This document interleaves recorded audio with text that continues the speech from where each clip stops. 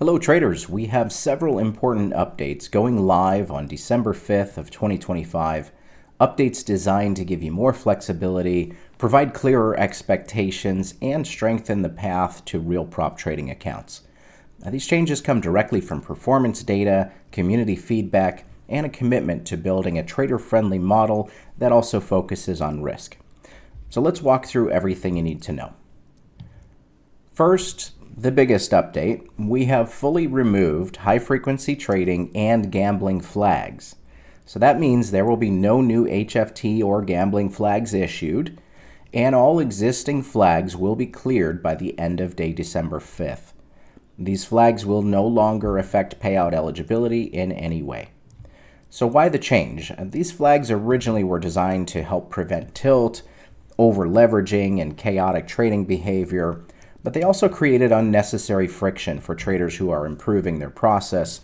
And by removing them and pairing them with the updated contract sizes and MAE system that we'll cover here shortly, we're giving you more freedom while still maintaining a strong risk framework. As a note, hedging flags will remain because they are required by CME compliance. Now, since gambling flags are gone, gambling probation has also been removed. So no trader will be placed in a gambling probation moving forward, and anyone in probation will be cleared. Now let's go over the updated consistency requirements. Beginning December 5th, all newly purchased or newly reset accounts will follow these updated consistency requirements. So here's the new thresholds. For the first payout, it's going to be a 20% consistency rule. And for the second payout and beyond, it's 25%. Now, an important note here is that all accounts purchased before December 5th will remain on the existing 30% consistency rule. But if those accounts fail and they're either repurchased or reset, the updated consistency rules do apply.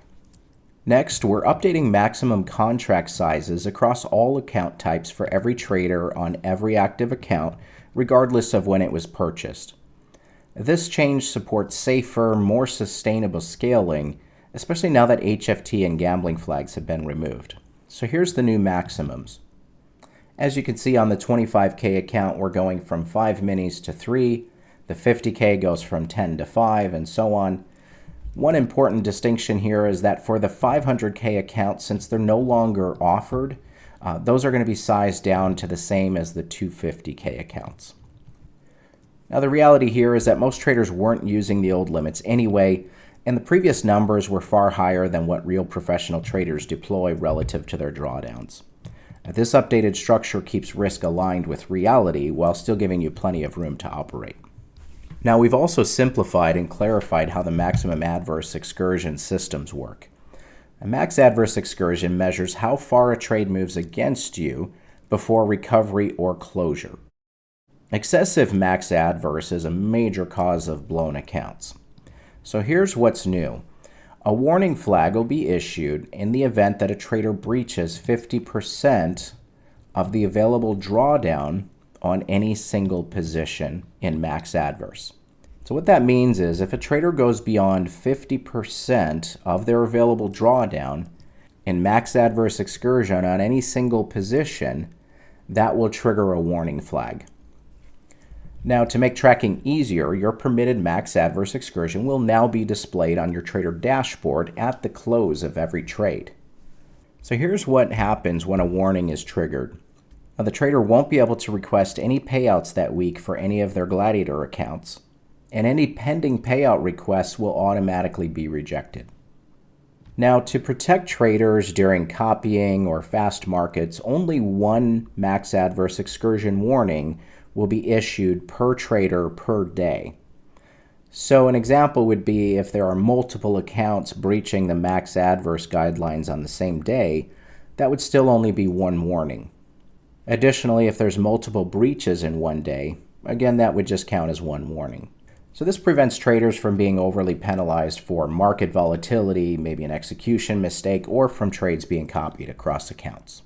Now, this next part is not a new system. We're simply clarifying it in detail because many traders have asked for clearer guidance. It's also important to note that the system is actually less restrictive, and we're also able to provide additional transparency.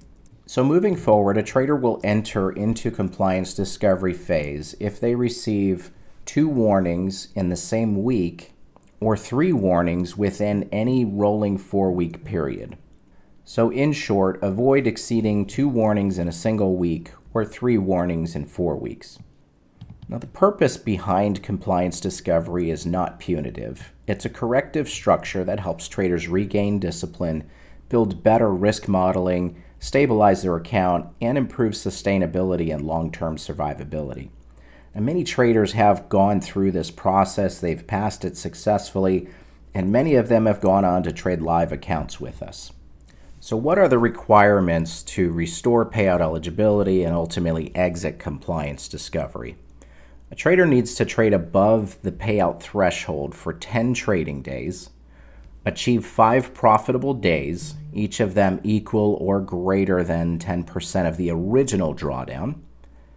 They cannot breach the auto liquidate threshold, and they cannot exceed 10% MAE of the trailing drawdown on any single position. So an example of the max adverse would be if the trailing drawdown is $2,500, the max adverse allowed on that position is $250. Now let's say a trader's built $10,000 in profit, that's ultimately their drawdown. That max adverse excursion allowed on any single trade increases to $1,000. Now an important note here is on the profitable days, that's always going to be based on the original drawdown amount. So even in this scenario where a trader might have built up $10,000 in profits, they still only need to go off of the original drawdown, which if that was $2,500, then the trader only needs to make over $250 per day to achieve that second guideline there. Now, if any Gladiator account exceeds 10% max adverse on any single trade during that phase, the account will fail and they must restart compliance discovery on a new Gladiator account. Now, it's also very important to note that most traders will not be placed in compliance discovery. The only time that this would ever apply is if a trader has received those 2 warnings in a single week or 3 warnings in a rolling 4-week period. Traders are not going to be placed in compliance discovery for 1 warning. So as a final note, all updates will go into effect on December 5th. The max adverse excursion availability on the dashboards should appear around Monday, December 8th, potentially shortly after. And your continued trading of PropShopTrader accounts signifies acceptance of these updated terms. If you have any questions, our support team is always here to help. Reach us at support@PropShopTrader.com.